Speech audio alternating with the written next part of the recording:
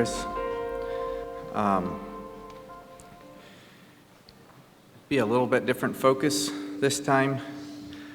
I'd like to mainly talk about the team and the people, not so much the translation, although the last 6 months that we were there, most of our time was spent in the translation, working in Genesis, trying to finish that book with the consultant help, which we were expecting, but just take a moment to mention that Roger Reek has been our translation consultant through the years, and he's had a lot more health problems this year and was waiting on doctor's appointments and finally wasn't able to come down while we were down there. We were in Honduras, my family, since beginning of December last year, and returned just recently to come here to Camp Week. So please pray for Roger Reek. He'll be able to continue working with us. Many of you probably have this very clear in your mind where Nicaragua and Honduras are in the world, but where the Mayangna people are within them is maybe a little harder to understand. So roughly within that red circle are a number of river systems where the Mayangna people live. The big yellow line that kind of curves across is the border between Nicaragua and Honduras. Honduras is on the north side. And these are the last remaining reserve areas of tropical rainforest in both countries. Just recently saw an article that came out yesterday saying that at the rate that the forested areas of Nicaragua are being destroyed, there may be no forest left within 20 years.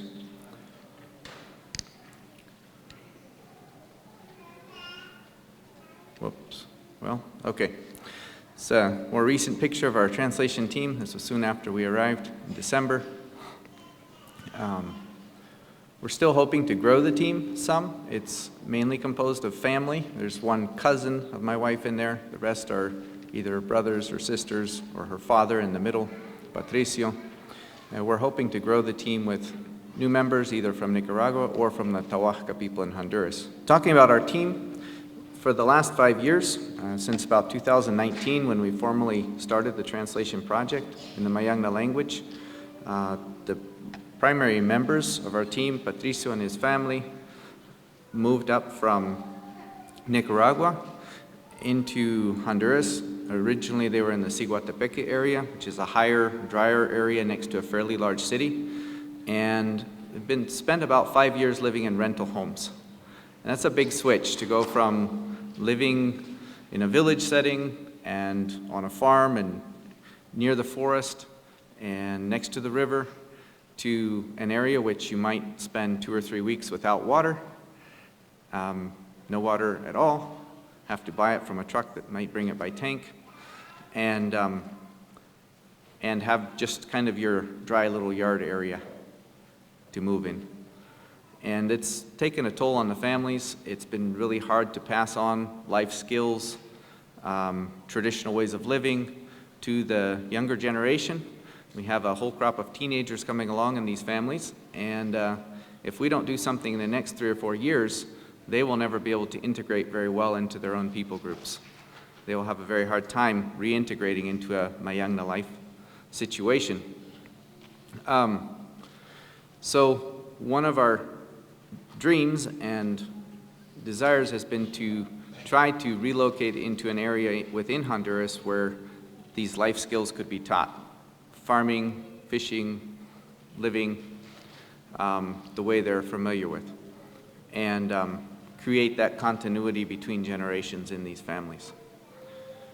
So thankfully, the Lord provided us with the opportunity to purchase a small farm on the edge of the Lake Yohoa in Honduras, and we'll provide, Lord willing, a lot of these opportunities and hopefully a way to take some community development initiatives to the next level.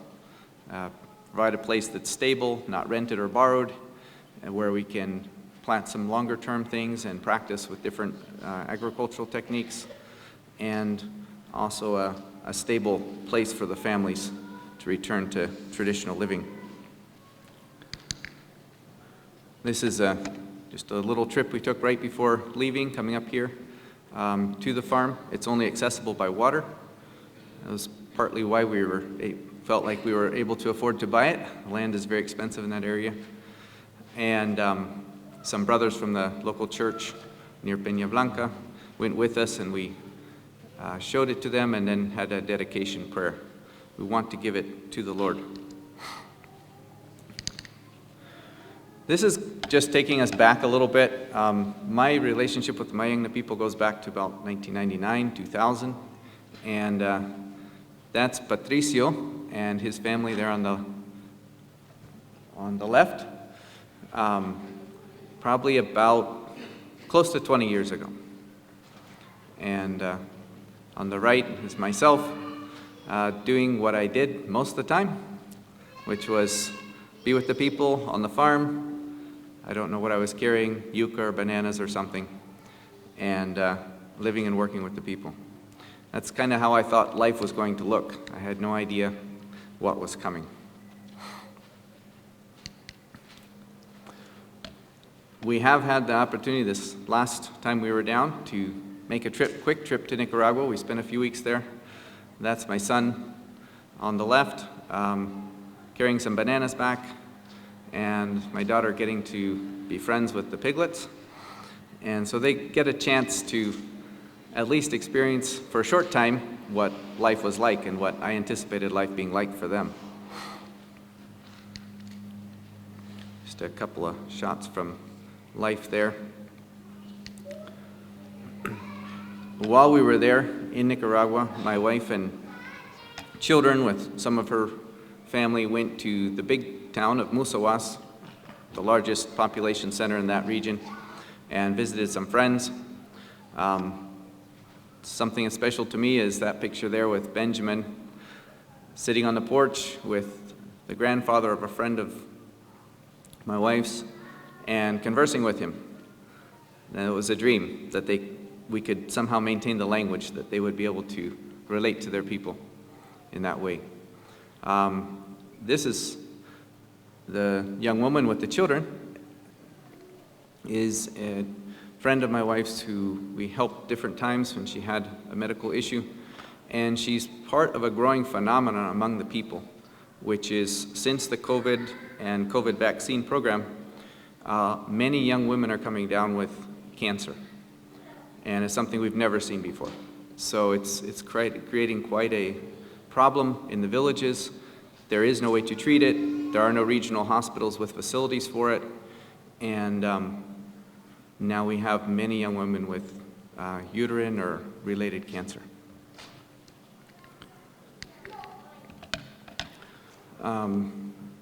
Just a couple more shots from their trip to Musawas, traditional Mayangna paddle, and so on. One of the big things for our team this year, I'd say a big breakthrough, was spiritual. In the Mayangna culture, traditionally, there are a lot of taboos about what you can talk about and what you can share, and some of those have to do with the past. So for a Mayangna man or a Mayangna woman to confess old sin, it just doesn't really have a place in the culture. And so that's a big difficulty when we're talking about repentance, confession, freedom, Christian life, starting out, walking with the Lord. If you can't say something, how do you get rid of it? How do you confess it? But thankfully, we were able to participate with the whole team in a Bible conference, and some of them were able to get past that hurdle. And were baptized as well. So that was a huge breakthrough for us. Something for years that it felt like we were just at this point where we could kind of hit something, and then that was where we went. That was as far as we went with spiritual growth. And there was something there, and it needed to be dealt with. But I wasn't able to find a way past it, and I honestly, even after 20 years of working with the people and feeling comfortable in the language and fluent, some things you don't know how to say, because you've never heard them said.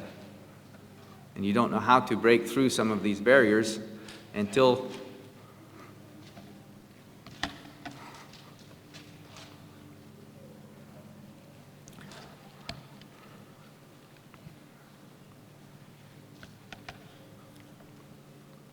until the Lord steps in and does it.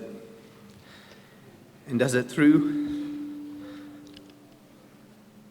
the native believer. There's some things that we just can't say and can't do for them. Only the Lord can do it.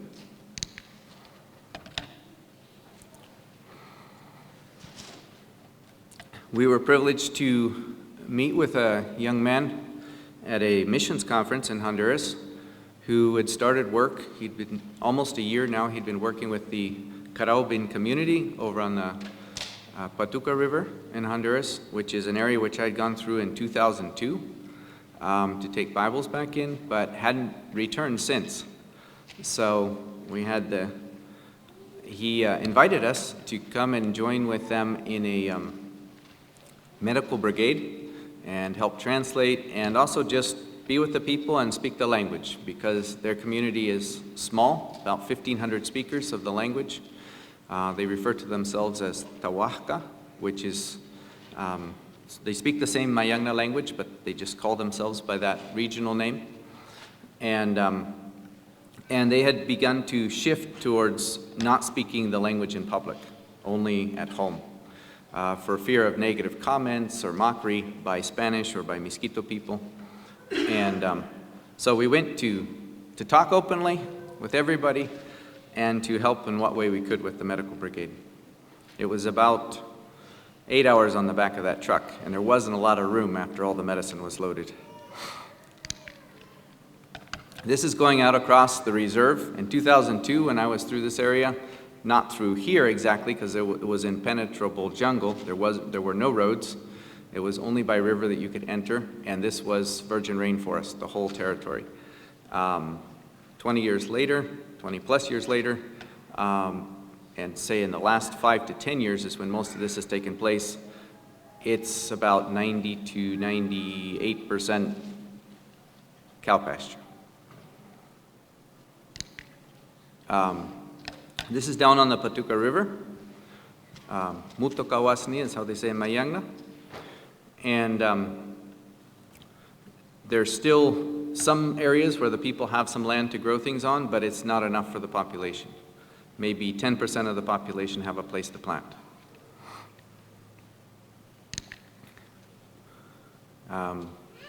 We went upriver, just a little view of life there on the river, for the first part of the medical brigade to a neighboring community. Here's Jacob, the young man, American, who invited us to come with them. Have a growing relationship with him, hoping to see how the Lord might lead to work together.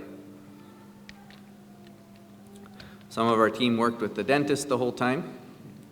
Unfortunately, since the last 4 or 5 years that the stores have come into that town, as they've lost their land and the Spanish cattlemen have come in, they've also brought in stores. And one of the primary products they sell is soft drinks. And we saw up to 16 teeth being extracted from one person. It was incredible. Whereas three generations back, so the grandparents of these people, most of them still have all their teeth. You see radical change when diet changes. Every person we talked to had dehydration issues, had kidney issues. Many had beginning of gallbladder issues and other digestive related. Their diet had drastically changed just within a period of about 8 years, and there's nothing in the culture to compensate, to understand what's going on, and so no teeth and lots of hospital visits is the future, unless they revert back to traditional foods. Just a little picture of that community there. Translating for an older Tawahka woman. One of the other things that we did, we had a couple days before we went where we did a lot of brainstorming, just thinking about how we might, as we're given opportunity, how we might present the gospel to them, how we might share with them. What are some of the areas of their needs, of their spiritual needs, or confusions, lies that they understand in their culture to be truth, and how we would combat those. And then the other thing we worked on was a bunch of hymns. We hadn't done much work with hymns for many years. Patricio and I had worked with the first hymn translation about 20 years ago. And we pulled those up and we revised a bunch, and then as we visited different churches in the community, we sang for them or sang with them the different hymns and passed them on to them.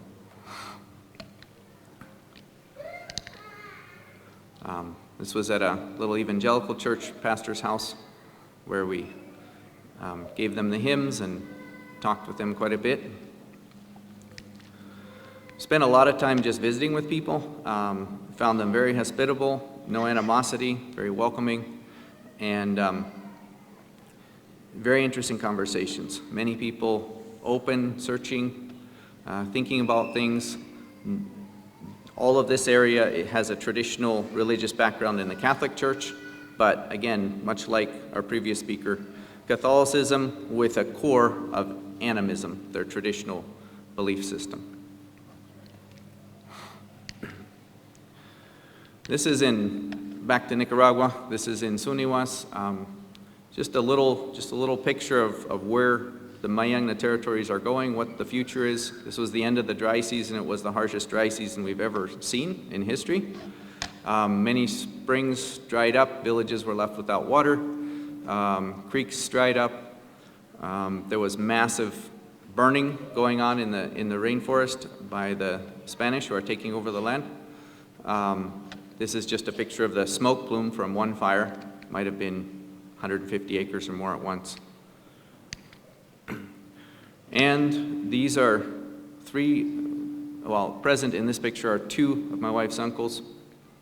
From left be the next two, Ignacio and Arguello. The man on the left, Donald, was also among the first 4 prisoners from the Mayangna territory in 2021. And basically, at this point, if anybody speaks up regarding their land being taken, then the first thing that they hear is, well, you'll go to jail. It's pretty simple, straightforward answer from the police. If you demand your rights in any way, or if you bring a complaint against the Spanish that are taking the land, prison is the solution.